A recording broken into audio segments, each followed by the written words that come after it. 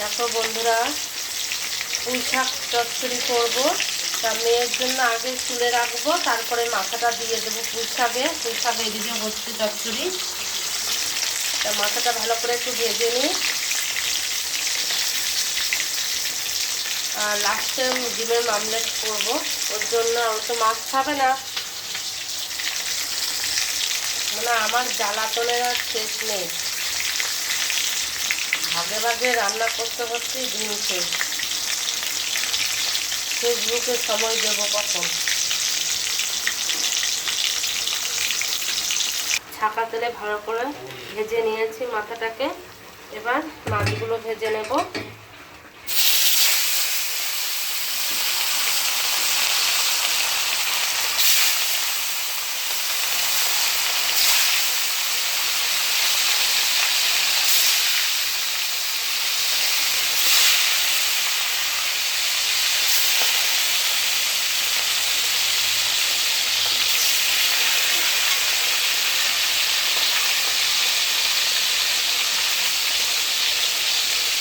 মাছ আমি একটু ছাকা তেলেই ভাজি, মাছটা ভাজাটা ভালো হয়। অত তেল দেবো না, তুলে রাখবো।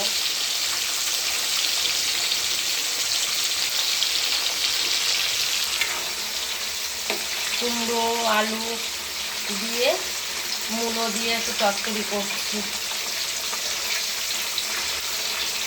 সর্ষে বাটা দেবো।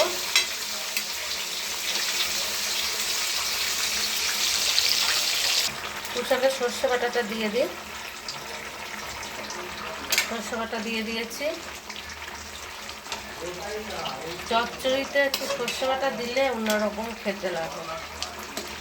অল্প দিতে হবে, আর একটু হালকা মিষ্টি দিতে হবে। ব্যাস।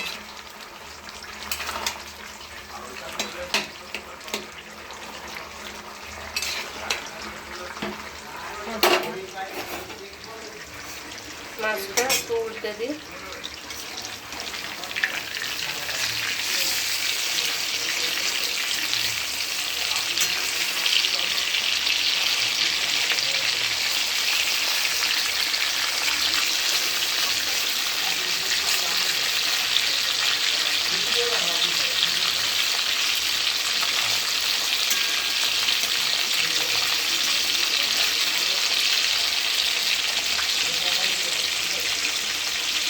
দিয়েছি।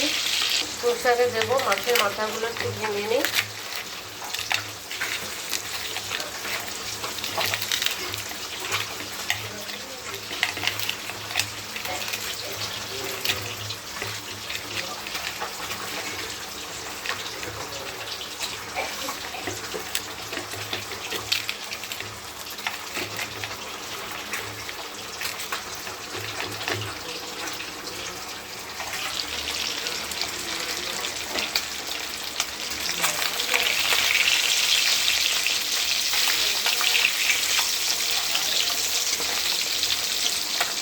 মাছ ভাজা হয়ে গেছে, এবার তুলে নেব।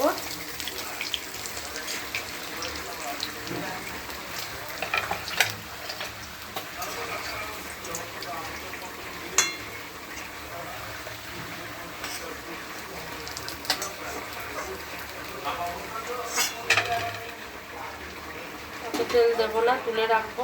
জিরে ফোড়ন দিয়ে দিয়েছি, পেঁয়াজ দিয়ে দেবো।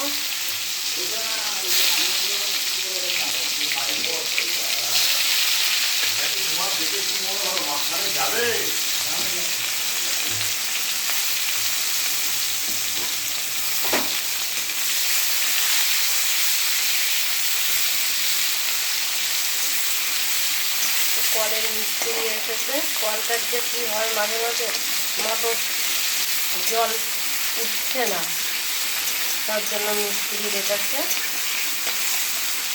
পেঁয়াজ দিয়েছি, টমেটো দিয়েছি, আর জিরে ফোড়ন দিয়েছি। ভালো করে একটু নেড়ে নেবো। কাঁচা লঙ্কার বাটনা দিয়েছি, ভালো করে কষে নেব। চাল আর টমেটো দিলে কালার অন্যরকম হয়ে যাবে। শুকনো লঙ্কা শুধু দিই, ফোড়নে একটু শুকনো লঙ্কা না দিলে ভালো লাগবে না। তার জন্য ভালো করে কষে নিতে হবে মশলাটাকে।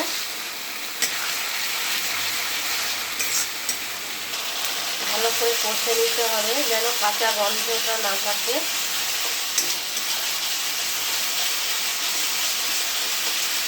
কষার উপরেই রান্নার স্বাদ আসে।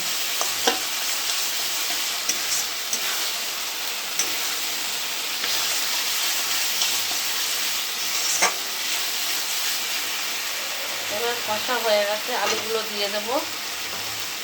আলুগুলো দিয়ে আরও কষে নেব।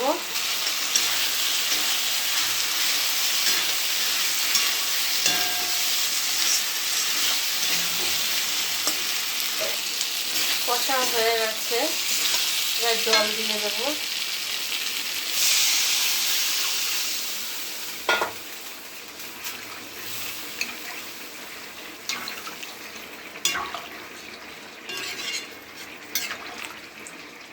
এদিকে চচ্চড়িটা দেখো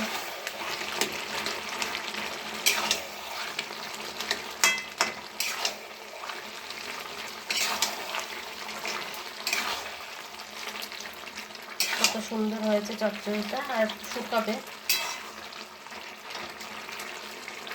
ওটা তুলে রাখবো, তারপরে মাছের মাথাটা দিয়ে দেবো। আমি এর জন্য তুলে নিয়েছি, আর ওটা মাথাটা দিয়ে দিই।